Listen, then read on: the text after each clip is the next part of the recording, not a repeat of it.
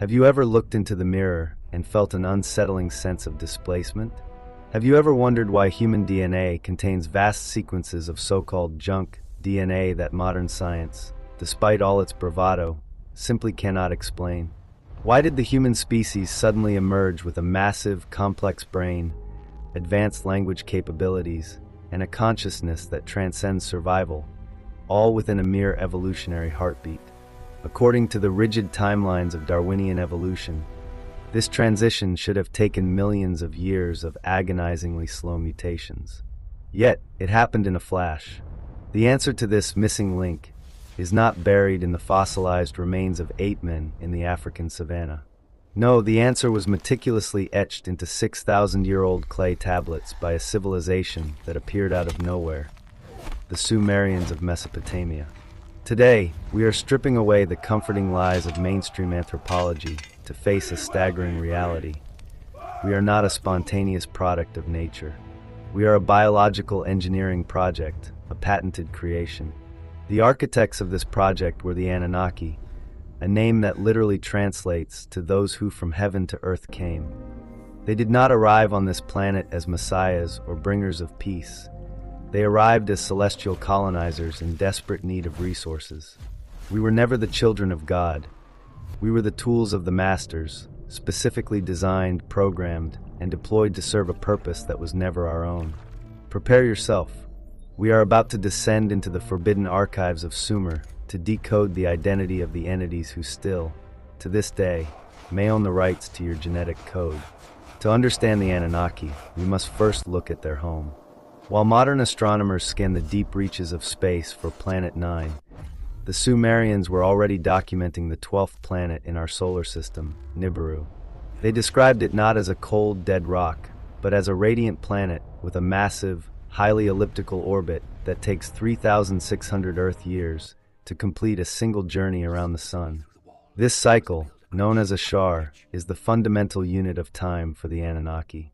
Roughly 450,000 years ago, Nibiru faced an existential catastrophe. Their atmosphere was thinning, leaking precious heat and radiation into the void of space, threatening to extinguish all life on their world.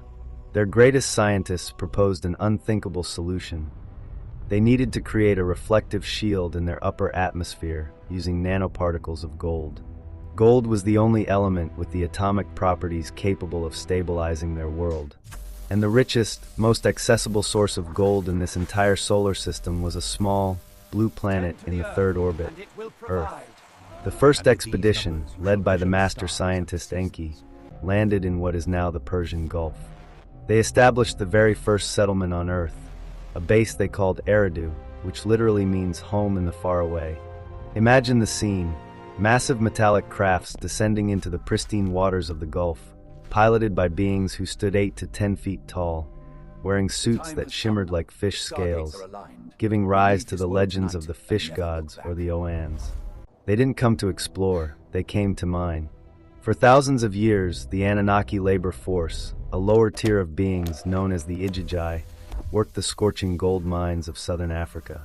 They toiled in the dark, under the weight of a gravity they weren't born for, extracting the ore that would save their home world. But even gods have their breaking point.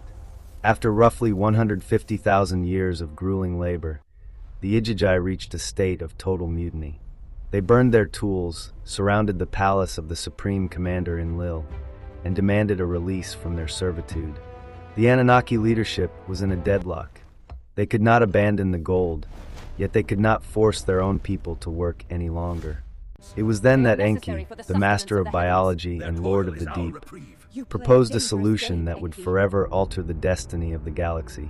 He pointed to a creature already roaming the African wild, a hominid we now identify as Homo erectus.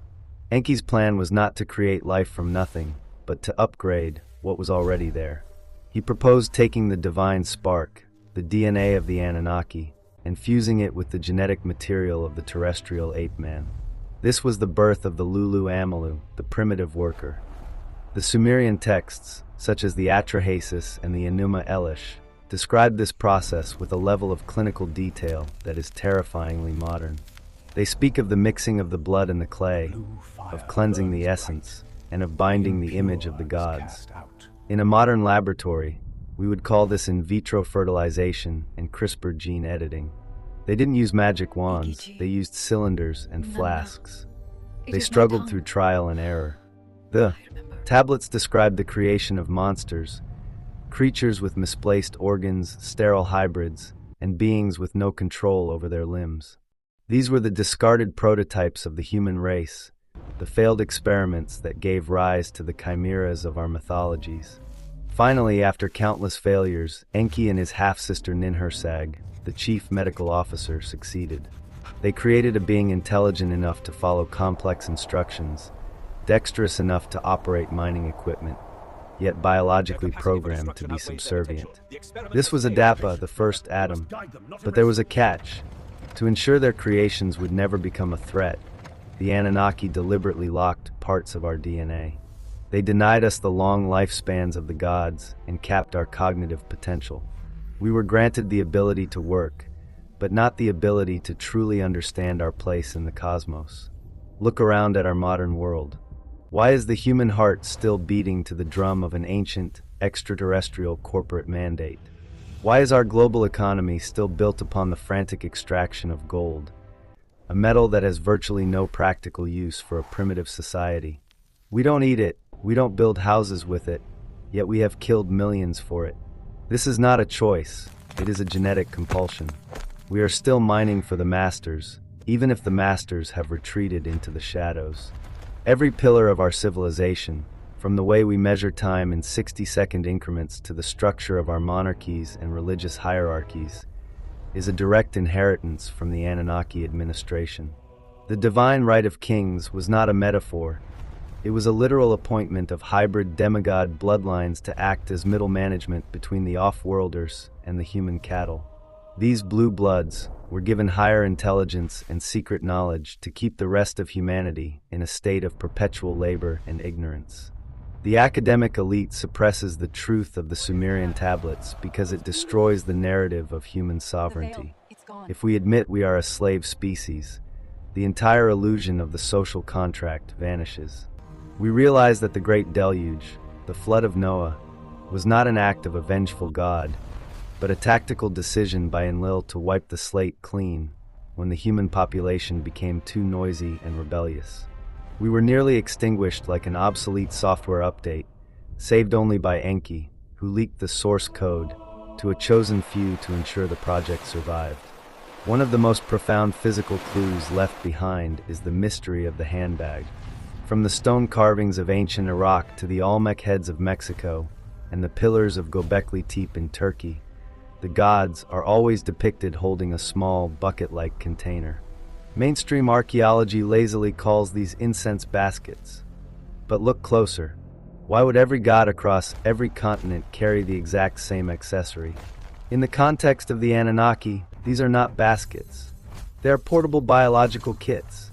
They contain the me, the tablets of destiny, which were likely data storage devices or genetic samples used to reseed civilizations after a catastrophe. These were the toolkits of the architects, the mobile workstations they used to tweak the human experiment as they moved across the globe. So, where are they now? The orbit of Nibiru is 3,600 years.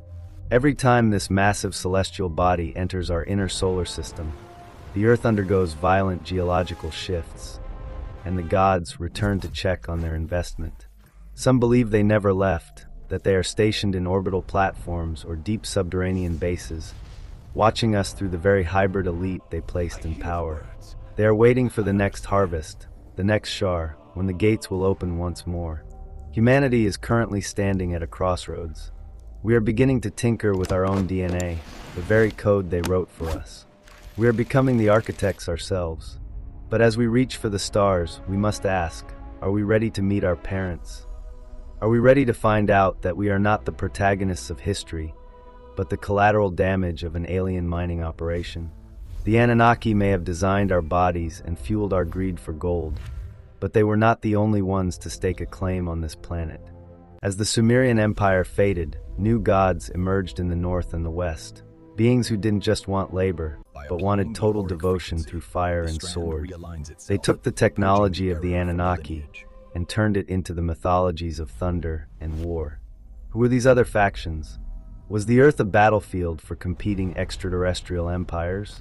In our next episode, we leave the desert sands of Iraq to climb the frozen peaks and the marble temples of the giants. We're going to unmask the most powerful names in human history, the ones who traded the mining shafts for the throne of heaven. Get ready for episode 15, Zeus, Odin, and Quetzalcoatl mythology, or distorted history. We're going to find out if the king of the gods was actually a fleet commander. The war for Earth has only just begun. See you in the halls of Valhalla.